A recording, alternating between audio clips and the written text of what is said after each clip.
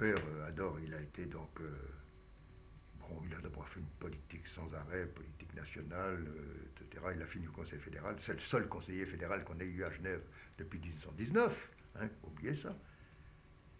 Il était président du Comité international de la Croix-Rouge. Il était fondateur de l'Agence internationale des prisonniers pour la correspondance. Il a été délégué de la Suisse à la première assemblée de la Société des Nations, etc. Enfin, hein, on était implanté dans un milieu très internationaliste. Et l'autre grand-père? Oh, il était président international de la Croix-Bleue. Je sais très bien, quand j'étais à IFOTES, à la Fédération des téléphones, les gens disaient toujours, mais il a tellement, il est toujours international, il réfléchit international, mais ça vient d'ailleurs. Et j'ai toujours vu l'espace devant moi, c'est curieux, ça, j'ai toujours vu j'ai toujours vu quelque chose de grand. De voir grand, de voir loin, de voir, de ne pas être restreint, ratatiné sur des choses limitées. Ça donne du culot de voir très grand, très loin.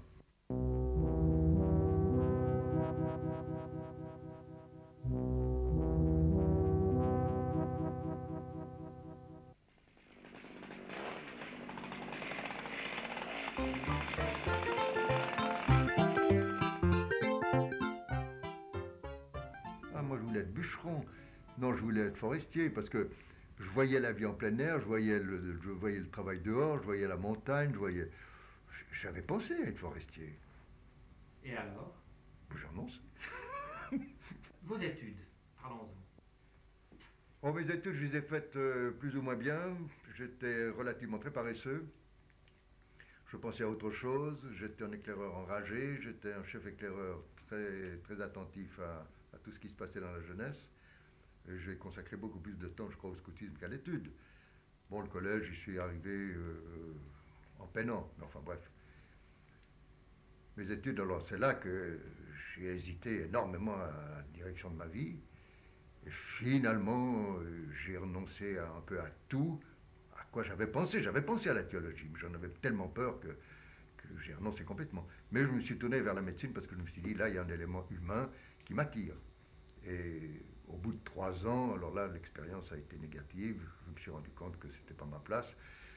Et je dois dire qu'alors j'ai été bouleversé par une expérience personnelle très profonde. Cette découverte, au fond, j'ose presque dire personnelle, ça a été foudroyant, j'ai besoin de toi. Hein? Une espèce de découverte d'une parole qui a retenti autour de moi, en moi, je ne sais pas, je ne peux pas l'expliquer, mais je porte en moi cette vocation, j'ai besoin de toi. Et alors, j'ai arrêté, mais d'une seconde à l'autre. Et vous êtes devenu théologien? Oui, je suis devenu un théologien parce que j'avais une passion formidable de l'homme et des problèmes de l'homme. Et je pense que c'est ça qui m'a vraiment entraîné, mais religieusement, profondément, dans la théologie. Je ne pense pas qu'on m'ait considéré comme un élève très attentif, ni très chercheur. J'étais pas un chercheur, j'étais un homme qui demandait toujours au professeur, mais donnez-moi de quoi réagir devant le drame humain. Voilà, ça ressortait tout le temps. Et vous avez obtenu votre licence en théologie? Oui. Mais je crois qu'ils ont tous été très gentils parce que, comme disait un professeur, je crois qu'on avait besoin de la place à la faculté de théologie pour les autres étudiants. Et que vous a dit le doyen? Oh, vous voulez vraiment que je cite ça? Ah, oui. Oui, Écoutez, le doyen m'a simplement dit, eh bien voilà votre diplôme et on se demande ce que l'église de Genève fera de ce cow-boy égaré dans la théologie. Alors, je lui ai répondu d'un air absolument effaré, je lui ai dit, mais on verra bien. Mais au fond, je ne savais pas ce qu'on verrait.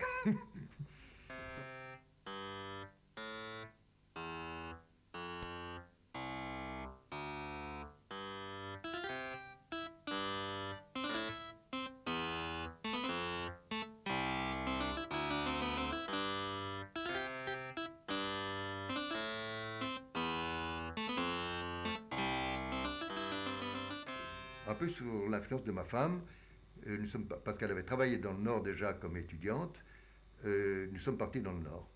Nous avons trouvé là une paroisse complètement à zéro, ou à peu près, à Le Cateau. Et alors on a démarré en 1933. Alors pour moi, ça a été la découverte d'un milieu que je ne connaissais pas, le milieu, alors vraiment plus qu'ouvrier du nord de la France, vraiment le milieu très très difficile de ces hommes qui partaient tôt le matin pour les mines, pour l'industrie, pour la métallurgie. C'était très très... Et puis des salaires extrêmement bas. Puis alors, bon, en 1936, le Front populaire, oui, avec la crise quasi révolutionnaire que ça représentait, et les menaces presque de guerre civile interne. Les danses de la Carmagnole, les danses révolutionnaires, l'occupation des usines. Vous savez, dans les bus, on nous rançonnait, il fallait payer, on ne pouvait pas partir avant que tout le monde ait versé pour les chômeurs, pour les grèves, etc. J'étais pas très, très robuste devant ces questions, c'était neuf pour moi. Et comment vous avez réagi? Alors moi j'ai réagi, j'espère calmement, avec la vision de mon ministère qui devait être de s'implanter pour réconcilier les gens tant que je pouvais. Alors j'ai même essayé, et j'ai réussi, je dois dire temporairement, à réunir dans mon bureau des patrons, des contremaîtres, des ouvriers protestants, en leur disant « Mais je vous en supplie, continuez à parler entre vous au lieu de vous faire une guerre pareille. Essayez de vous comprendre, essayez d'entendre l'autre. » C'est évident que le corps patronal avait besoin d'entendre le corps ouvrier. Alors ça, c'était tragique, parce qu'on avait de la peine à l'entendre. Et là, vous, jeune Genevois, venant d'un milieu bourgeois, vous avez quand même réussi à saisir ces problèmes sociaux.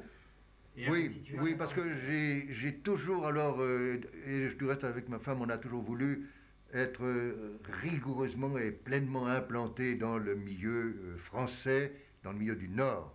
En France, vous aviez 4 enfants, pendant la période de la guerre. Oui. Et comment ça se passait? Bon, il y avait tous les problèmes difficiles de la résistance cachée ou des choses secrètes, mais dans le cadre protestant, on était très sûrs les uns des autres et on parlait très librement.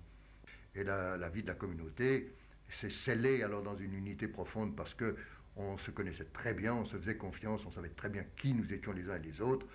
Est-ce qu'on pourrait dire que vous avez pris vos racines pastorales en France? Oui, alors incontestablement.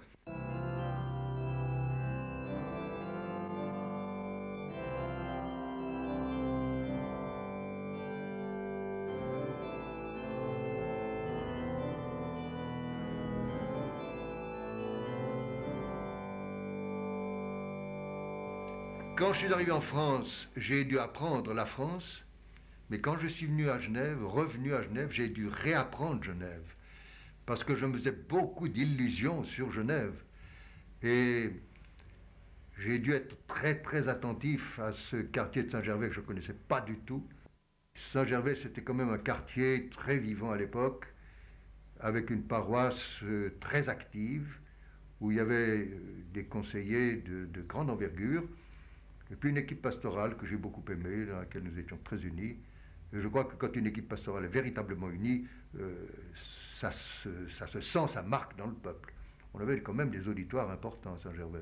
Vous prépariez vos prédications? Ah, des heures et des heures et des heures.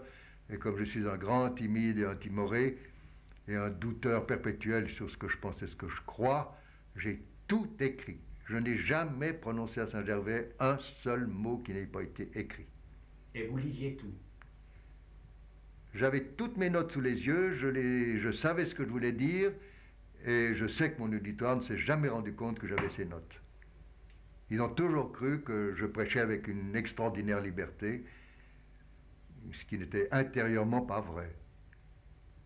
Mais je veux dire que j'ai aimé l'auditoire, j'ai aimé le contact avec la population, j'ai aimé le regard de l'auditeur, j'ai aimé cette action.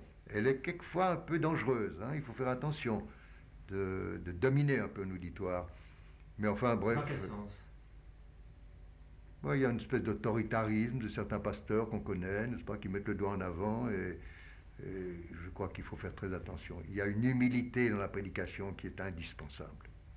Parce que ce n'est pas l'homme qui doit paraître, c'est le témoignage qui doit ressortir. C'est la vocation de la parole qui est proposée et qui doit être terriblement vécue intérieurement d'abord.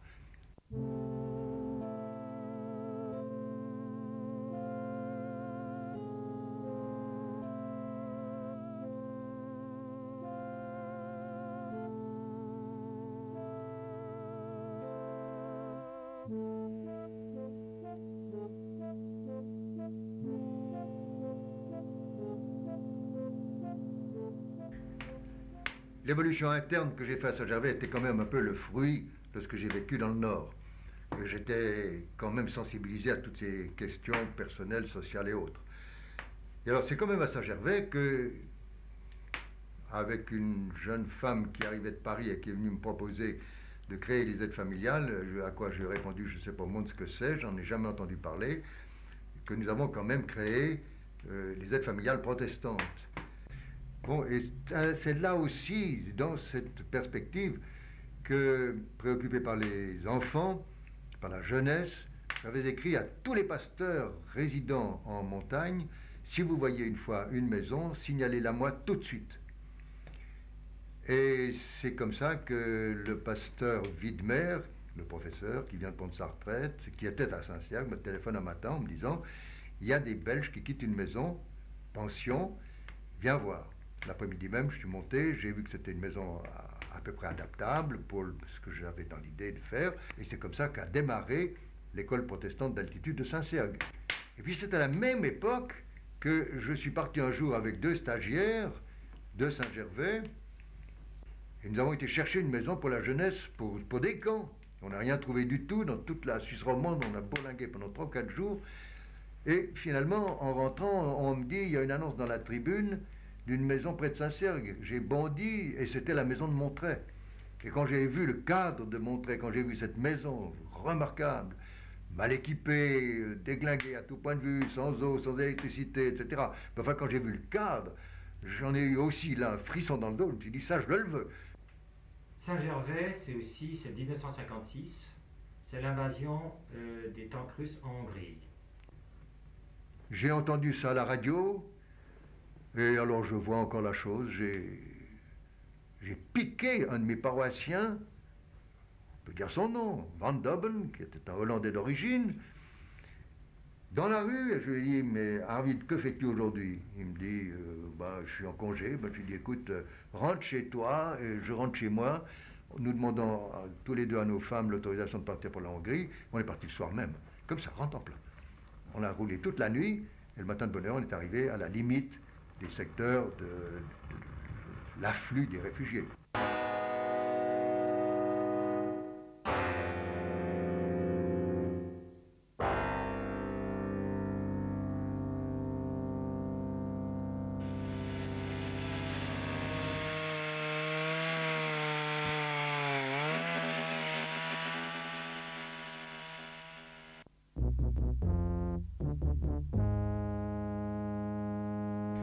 Je n'ai pas créé le CSP.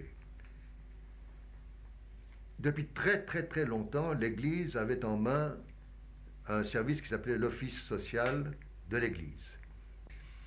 Et il y avait à l'époque Pierre Zumbach qui était responsable de l'Office social. Et chose très curieuse, au fond, je ne le connaissais pas, je ne l'avais jamais rencontré, et nous avons eu le même style de recherche. Moi, sur le terrain, dans la paroisse, uniquement dans la paroisse, et lui sur un plan plus étendu parce qu'il jouait déjà sur la ville de Genève. Nous sommes rencontrés un jour et en 1 ou 2 heures, le centre social était créé. Comment ça se passait avec vos collaborateurs au centre social?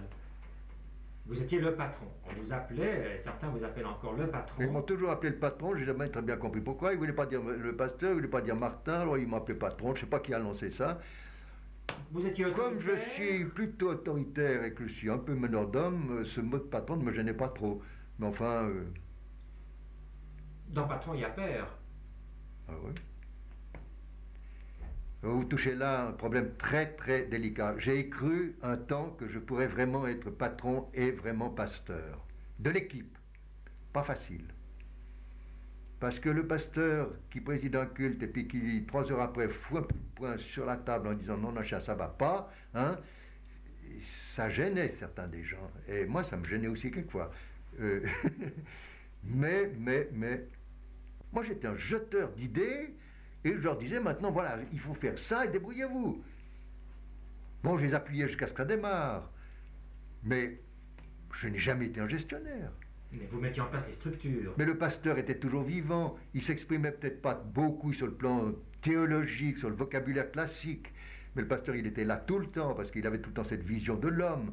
Et il sait très bien, ce pasteur, que l'homme n'est entier que quand il est totalement convaincu aussi sur le plan spirituel. Enfin, on n'est pas des animaux à quatre pattes ni à deux pattes, on a quand même un être spirituel en nous, et c'est ça qu'il fallait constamment éveiller. Et vous entouriez de gens compétents? Ah, alors là, toujours. Je n'ai jamais été seul, jamais, jamais, jamais.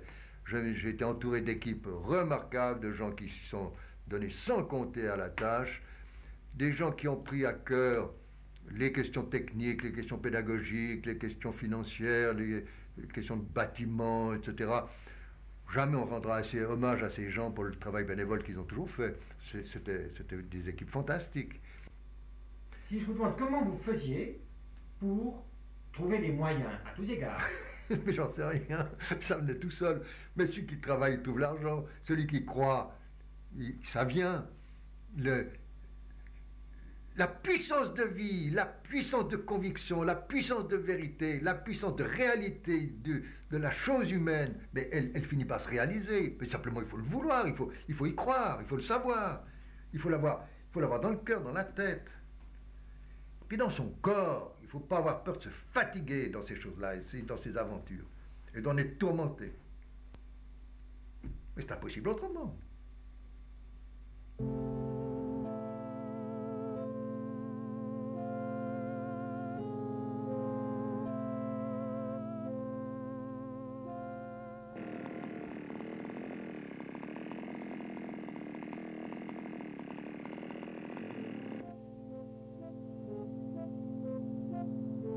J'ai lu un beau matin que M. Dupont, conseiller d'État, avait lancé une loi HLM. Je lis cet article, je cours dans mon comité la semaine suivante, je lis l'article et je leur dis, mais est-ce que vraiment, nous, Centre social, on ne pourrait pas faire quelque chose avec cette loi HLM? Ils m'ont regardé, ils m'ont dit, tiens, pourquoi pas? Et on a créé Nicolas Beaugré. Et on savait que si une association se créait, la loi Dupont attribuerait des fonds pour la construction d'immeubles sociaux. Mais il suffisait de lire la loi et puis de l'appliquer. Mais c'est tout bête, la création de la Ranfil. C'est la faute des réfugiés.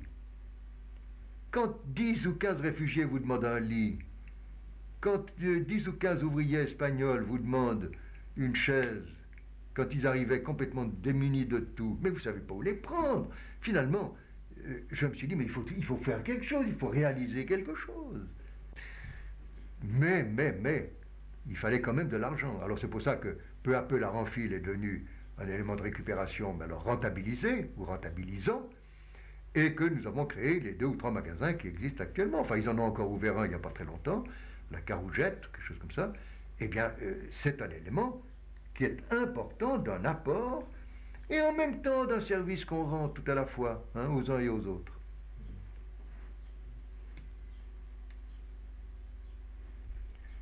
Mais c'est pas dans le centre social, on a créé les cours de gymnastique pour personnes âgées, les gens ne le savent pas, mais c'est nous qui les avons créés.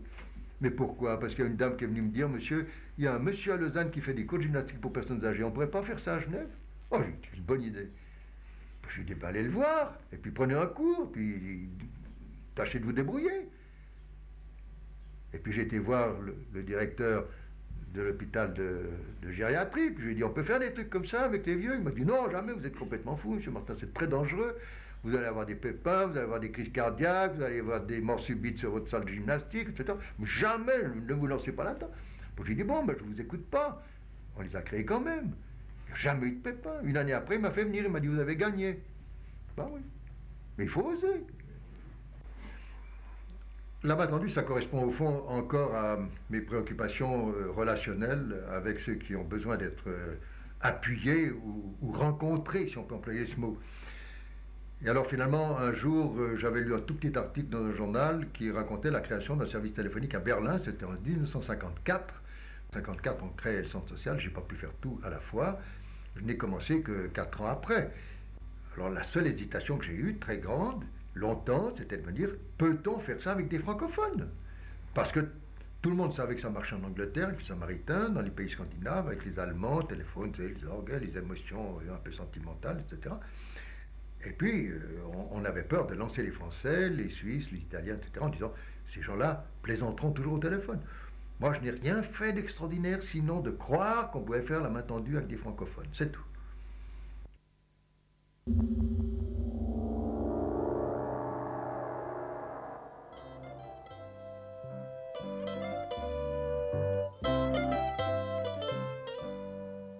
La famille, là, au milieu. Mais il y avait la même débauche d'énergie, et ils ont trouvé souvent que j'étais un peu autoritaire, que j'étais un peu trop absent, à telle enseigne qu'un de mes gosses, c'est une phrase que je répète en tremblant, mais à telle enseigne qu'un de mes gosses, un jour, quand je suis parti pour une nouvelle et xème séance de comité, m'a dit, papa, il faut que je te dise quelque chose. Alors, on était plantés devant la porte, et il me dit, il était haut comme ça, il me dit, t'es pas un parteur, t'es un pasteur, t'es un parteur, t'es un parteur. Et j'ai encore ça dans le cœur. Dire qu'un gosse peut dire ça à son père, tu es un parteur et non pas un pasteur. Mais c'est dramatique, l'histoire comme ça. Ça veut dire que, au fond, à certains égards, ils ont manqué de contact, ils ont manqué de dialogue avec moi. Heureusement, ma femme a tenu le coup dans la tempête, parce qu'elle avait une robustesse psychique et physique formidable. Vous savez, cette gosse, ça fait du bruit. Cette gosse, ça fait des problèmes. Cette gosse, sur une marge de 16 ans, ça fait qu'on fait des thèmes latins et qu'en même temps, on donne un biberon. Alors, tout ça s'est mélangé. Et chacun a trouvé ça difficile. Les enfants ont trouvé difficile. Ça, c'est certain. Mais, qu'est-ce qu'une vie de famille, sinon des heurts, des chocs, des difficultés, mais, des joies formidables, une collaboration formidable, une participation complète, une mise en commun complète, un support mutuel, un cadre éducatif énorme. Je crois qu'on peut dire que chez nous, c'est la joie qui l'a emporté. Si on élimine toutes les difficultés, tous les problèmes qu'on a connus, parce qu'il y en a eu, je crois que la joie est un élément qui a façonné la famille.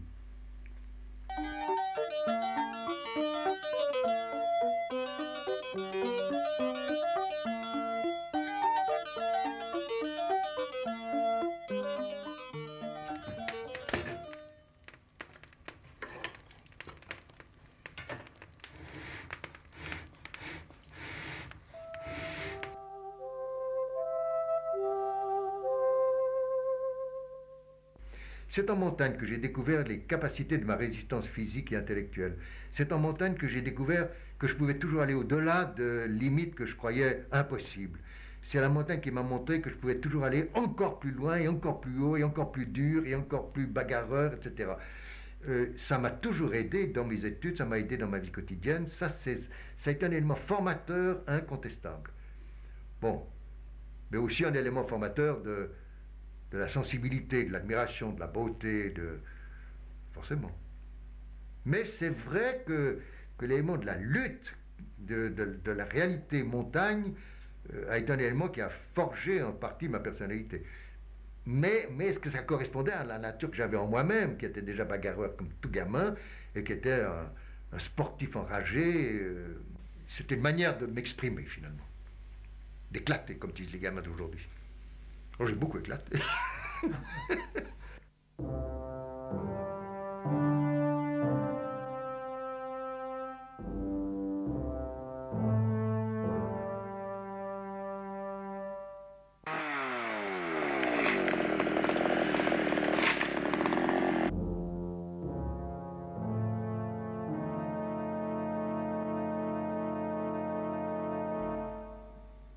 La mort. J'y pense tout le temps. J'y pense tout le temps. Parce que la mort, d'abord, j'en suis pas très loin, elle s'intéresse sûrement à moi encore plus qu'avant. Et c'est la mort qui nous prend. J'ai horreur de ces... Enfin, je me donne pardon, mais je n'aime pas ces paroles qu'on entend dans les cultes. Dieu a repris à lui. C'est pas vrai. Moi, je ne crois pas ça. La mort nous a pris. Mais nous, dans la foi, nous remettons à Dieu celui que nous avons aimé et qui est dans la foi. Mais c'est la mort qui l'a pris. Et la mort, elle est là. Elle est constamment présente. Et je crois qu'on ne peut pas se défaire de la vision de la mort parce qu'elle fait partie intégrante de notre vie et que c'est une richesse de penser à sa mort pour avoir une vie pleine et entière. Et les gens qui fuient le problème de la mort fuient souvent le propre problème de leur vie personnelle et intérieure. Et je crois qu'il y a un certain... Ça paraît étonnant ce que je dis, mais je pense qu'il y a un épanouissement dans la connaissance de la mort, ou dans la fréquentation de la mort, pour une plénitude de vie la plus grande possible. Je répète que celui qui ne sait pas vivre dans la solitude doit absolument l'apprendre. Il y a des fausses luttes contre la solitude. La solitude est une richesse à beaucoup d'égards et c'est une solitude qui nous est nécessaire parce qu'on mourra tout seul. Les autres ont beau être là à côté de nous, ils ont beau nous donner la main, ils ont beau nous accompagner vraiment dans la mort, n'empêche on est seul. Et on sera seul jusqu'au bout. Et après la mort? Il n'y a qu'à lire l'Évangile et puis essayer de le croire. Parce que personne n'est revenu pour nous dire ce qui se passait là-bas. Alors, j'essaye de croire. Je dis j'essaye parce que je ne trouve pas du tout facile. Et je ne peux pas oublier le mot d'un de mes grands-pères qui, à 90 ans, était une fois un culte, assis dans un grand fauteuil, parce qu'il ne pouvait plus s'asseoir sur les bancs. Vous savez, beaucoup trop dur, des temps, si on y mettait des coussins, il y aurait peut-être plus de monde. Mais le pasteur longuement a prêché sur la vie éternelle. Et c'est authentique, mon grand-père, ce vieux pasteur sérieux, s'est penché vers son voisin et fort dans le temple a dit: qu'est-ce qu'il en sait? Il n'y a jamais été. C'est pas une parole de doute, c'est pas une parole d'incrédulité. C'est une parole qui laisse ouverte le mystère au-delà du voile. Mais je crois qu'il faut savoir que c'est la mort qui nous prend et que la mort a envie de nous séparer et de nous entraîner ailleurs que dans la foi et dans l'espérance. Elle fait un travail redoutable, la mort. Hein? Et c'est là qu'il faut que le dernier mot appartienne à celui qui veut être victorieux et qui est, EST, victorieux de la mort. Vous savez, Pâques, hein, c'est une grande chose.